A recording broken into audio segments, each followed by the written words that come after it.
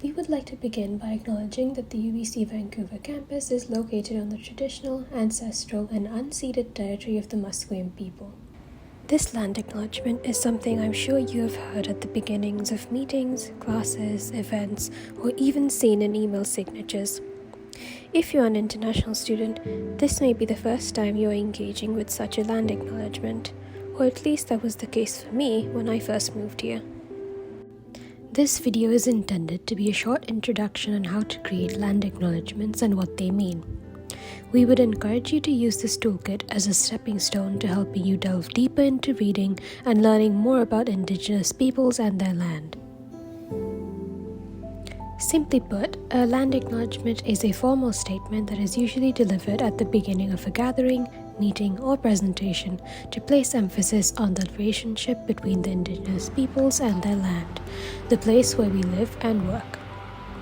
The acknowledgement is a sign of respect as it recognizes the colonial context of the Indigenous territories on which the event is taking place. Over the last decade, land acknowledgements like this have come into practice more as awareness of reconciliation and Indigenous ways of being have grown. UBC, of course, has two campuses, the Vancouver campus and the Okanagan campus. The Vancouver campus is located on the traditional, ancestral, and unceded territory of the Musqueam people. The city of Vancouver is located on Musqueam, Squamish, and Tsleil-Waututh First Nations territory. The Okanagan campus is situated on the traditional territories of the Sioux peoples. If you're unsure what land you're located on, two popular online tools for finding this information are Native Land and Whose Land.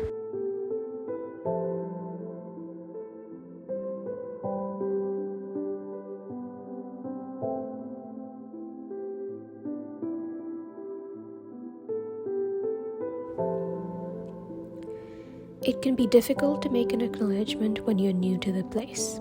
However, the choice to make one displays an awareness of what it might mean to study in a university that is built on unceded territory and a desire to actively participate in decolonization attempts. Human relationships, I have learned, are at the heart of decolonization attempts.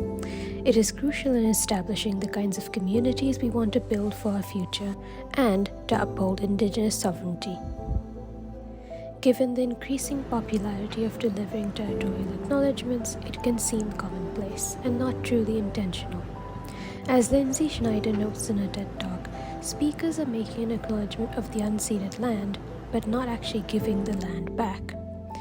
Taking that into consideration, acknowledgements can become tricky to navigate.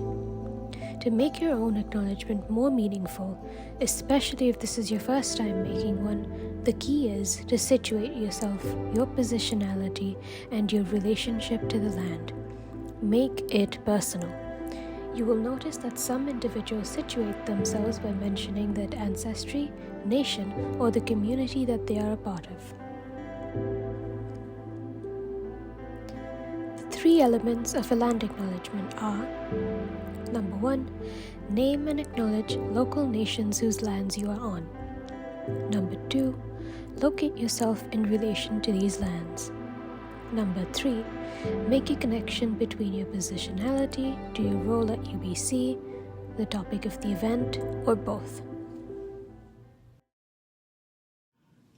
I'm Rochelle Mazar.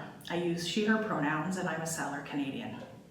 I would like to begin by acknowledging that I'm speaking to you today from the traditional, ancestral, and unceded territory of the Hunkaminam-speaking Musqueam people. I also want to acknowledge that we are employees of a colonial institution with colonial frameworks, institutional culture, and structures, which are often invisible to many of us because they are so normalized in settler society. If you need to do a virtual acknowledgement for an event at UBC, acknowledge the land that the university is on, then acknowledge the land that you are currently on, and also recognize that other attendees of the virtual event may be situated on different territories.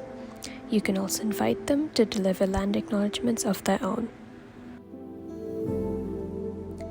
I hope that this becomes your stepping stone into delving deeper into the history and practice of making these acknowledgements. You will notice that your acknowledgements will grow and change with you as you learn more about the space around you. Trying to gain a better grasp of this practice is your first step to understanding, acknowledging, and locating yourself within the fraught history of the land that will be your home for the next few years.